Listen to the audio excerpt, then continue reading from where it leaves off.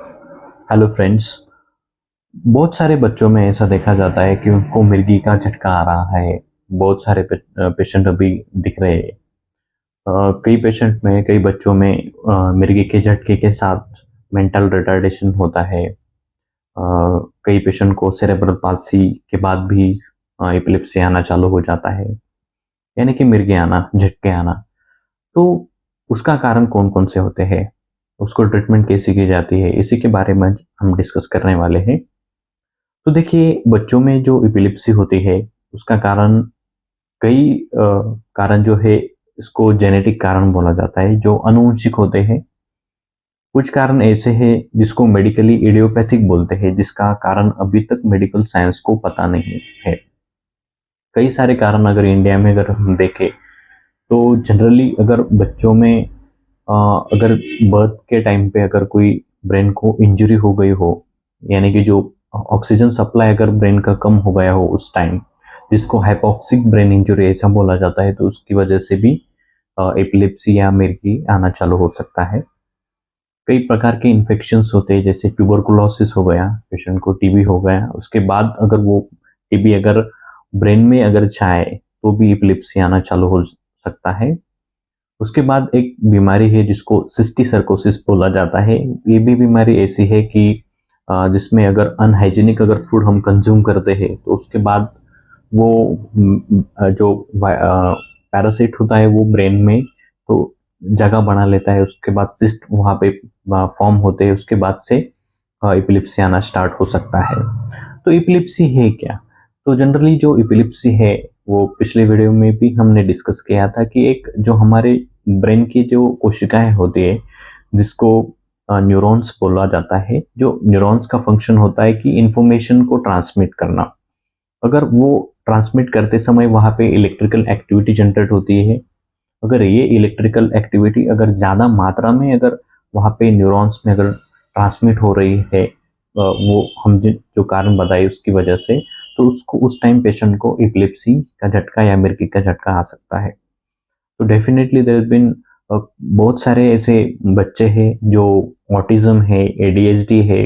ये कॉमनली अगर हम ये 2 बीमारी देखें, तो उसमें भी पेशेंट को एपिलेप्सी का दौरा आ सकता है। तो अभी उसको जो ट्रीटमेंट है, और अगर एपिलेप्सी का झटका आता है तो हम क्या करें? तो बहुत टाइप के एपिलेप्सी के प्रकार होते हैं, जिसमें बहुत सारे पेशेंट को हाथ में ऐसा खिंचाव महसूस होना, या पैरों में वो खिंचाव महसूस होना, अकड़ जाना, बेंड होना, कई बार सिर एक साइड घूम जाता है, मुंह में से जो सलाइवा है वो आने लगती है, और कई टाइम जो हाथ में ऐसा कंटिन्यूस मूवमेंट चालू हो जाता है कई बार, और उसके बाद झटका आने लगता है। तो एक इसको टोनिक क्लोनिक स्पाज़म बोलते हैं। कई बार किसी पेशेंट के सिर्फ हाथों में तकलीफ हो जाएगी, हाथों में जो झटका है वो आना चालू हो जाएगा। इसको फोकल सीजर हम बोलते हैं, कि ब्रेन के कई एरिया में जो उससे बिलोंग करता है वहाँ से, तो वहाँ पे कोई प्रॉब्लम हो गया है लोकलाइज, तो वहाँ पे लोकल एरिया में वो स्पाज़म चालू हो जाएँगे। और कई बार जनरलाइज़ होते हैं, अगर पूरा ब्रेन इसमें इन्वॉल्व हो गया हो, तो पूरे शरीर में वो झटका पूरे शरीर का होता है। कई बच्चों में ऐसा पाया जाता है कि उनको कुछ समय के लिए वो पूरे शांत हो जाते हैं। ऐसा कि वो अपने ही कुछ दुनिया में चले गए हो, वो अनरिस्पॉन्सिव हो जाते हैं कुछ समय के लिए, समझो 10 से 30 सेकंड्स के लिए। तो उसको एब्सेंस सीजर से ऐसा बोला जाता है।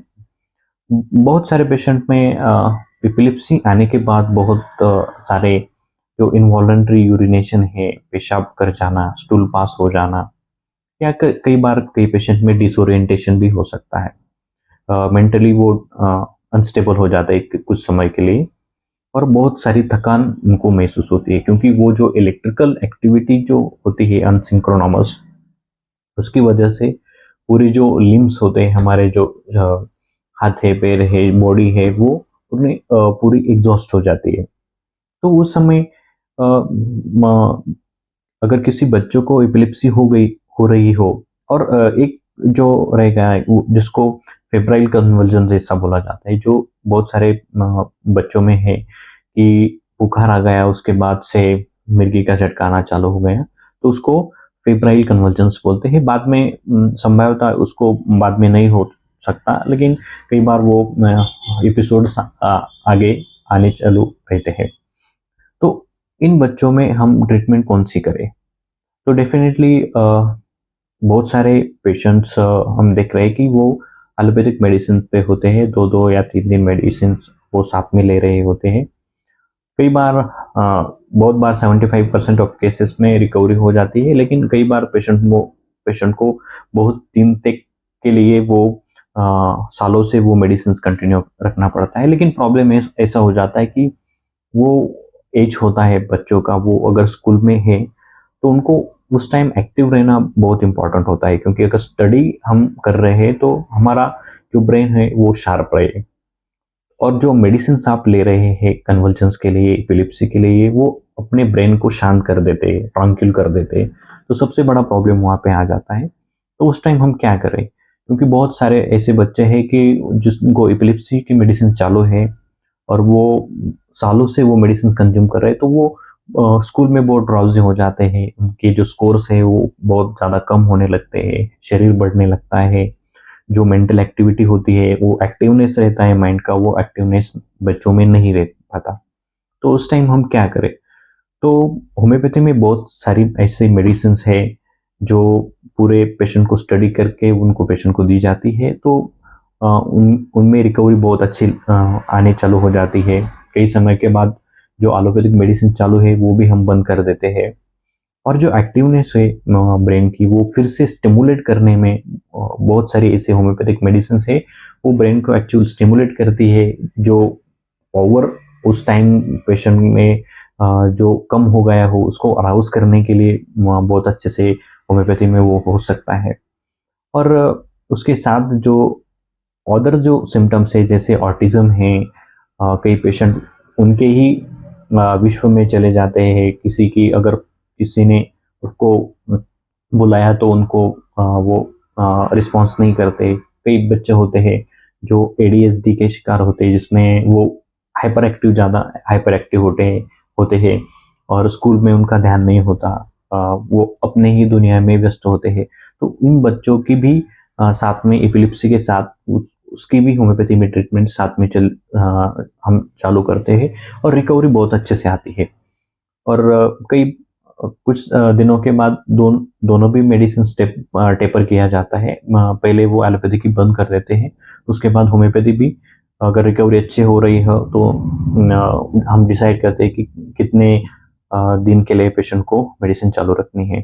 तो होम्योपैथी में बहुत अच्छे से एपिलेप्सी के लिए मेडिसिन है, रिकवरी रेट भी अच्छा है। तो अगर खास तौर पर अगर बच्चों में अगर एपिलेप्सी है तो एक गोल्डन एडवाइस है कि आप होम्योपैथी का इस्तेमाल आप ज़्यादा जल्दी से स्टार्ट करें।